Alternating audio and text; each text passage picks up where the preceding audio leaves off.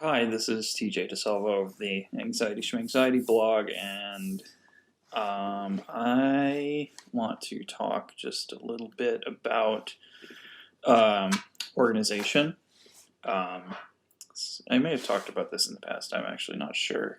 But for me, organizing is one of the best ways that I help keep my anxiety in check, and this sort of it goes beyond just stuff that I have physically. That it extends also to digital, like my digital things. I have a lot of what is it, like video files. I have a big hard drive that I have a lot of video files archived, and every once in a while I'll go through that and sort of catalog it, organize it, get rid of stuff that I don't need, etc.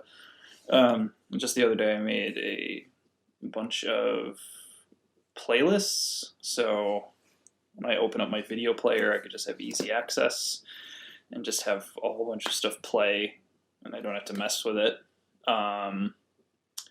And like, having physical possessions, I think organizing that stuff, even if it's digital, it's a way of like basically imposing. It does a few things. You can impose order on the things that you have. You can sort of get rid of stuff you don't need. Um, you can sort of be like, oh, I can live without this, and it sort of flushes out all the excess nonsense from your life, I guess, if you want to put it that way.